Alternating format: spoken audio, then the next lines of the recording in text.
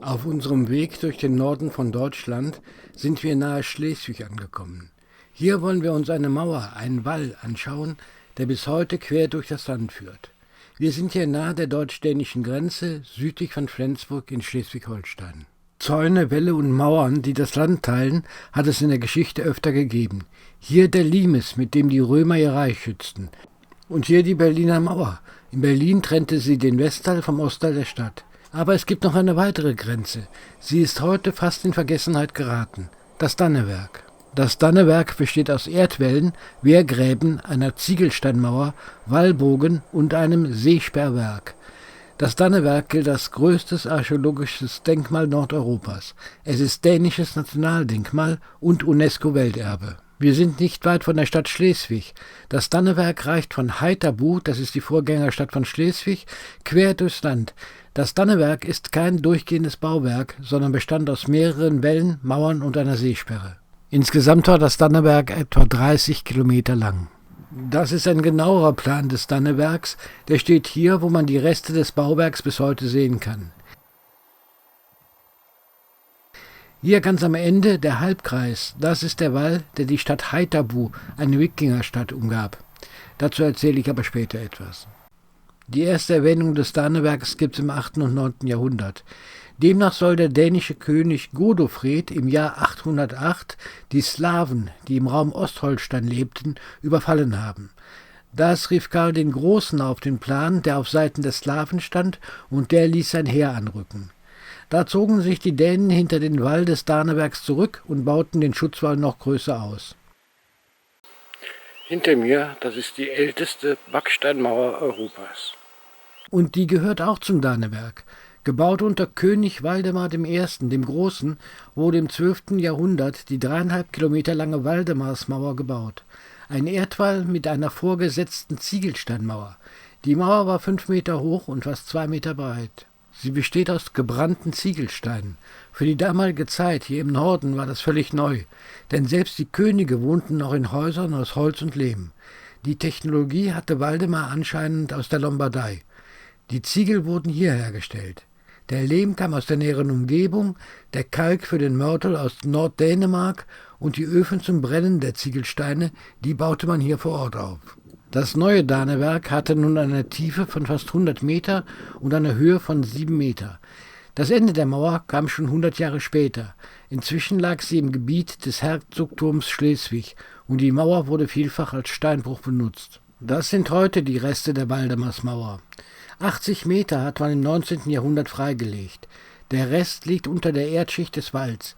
So wird die Mauer bis heute geschützt. Wer, wann und warum das Dannewerk gebaut wurde, weiß man bis heute nicht. Die Ursprünge liegen vermutlich im 7. Jahrhundert. Der Grund für den Bau ist also eigentlich unbekannt. Im Dannewerk gibt es wohl nur ein einziges Tor. Und das lag ganz genau hier.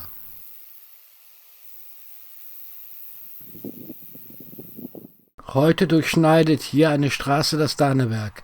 Links sieht man eine Baustelle. Dort werden derzeit Ausgrabungen gemacht und hier soll ein neues Museum gebaut werden. Derzeit befindet sich das Museum in diesem Container. Eine kleine Ausstellung zum Dannewerk und dessen Bedeutung.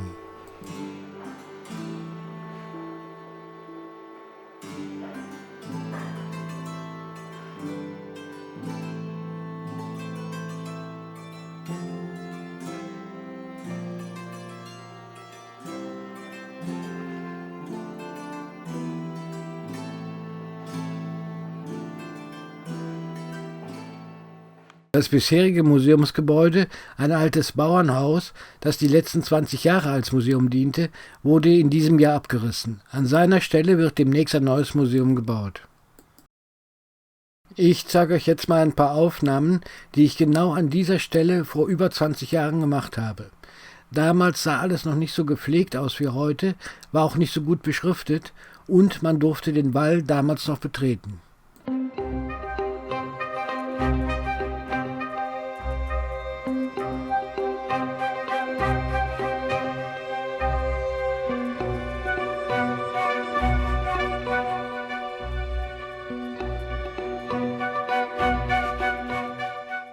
Das Dannewerk endet an der Schlei in diesem Wall um die Wikingersiedlung Heiterbu. Das ist der Ort, wo Haithabu einst lag.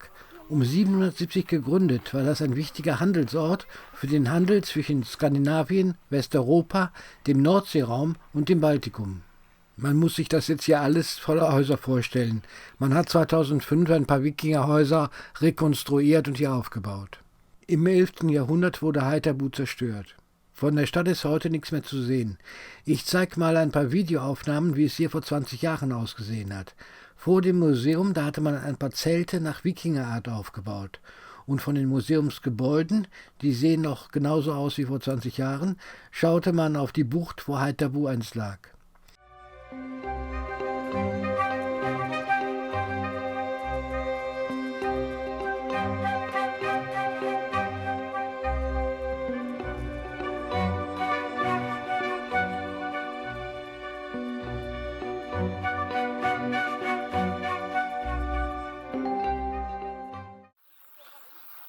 Ruhig liegt die Bucht da. Hier mal ein paar Aufnahmen aus dem Museum von vor 20 Jahren. Damals wurden die Ausgrabungsfunde noch anders präsentiert wie heute. Schlichter. Hier die Runensteine.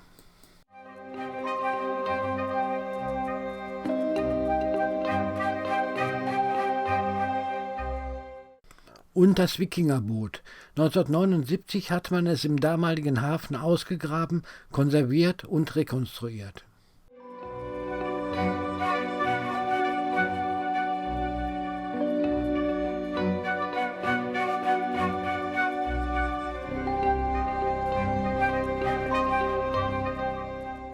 Und das sind jetzt Aufnahmen der aktuellen Präsentation im Museum.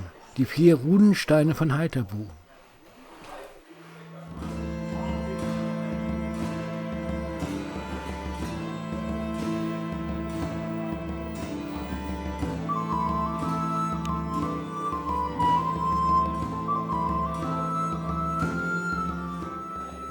Diese Glocke ist die älteste bekannte vollständig erhaltene Läuteglocke Nordeuropas. Sie stammt von 950. Das Erz für die Glocke kommt aus dem Bergwerk Rammelsberg bei Goslar im Harz. Und das ist das Wikingerschiff.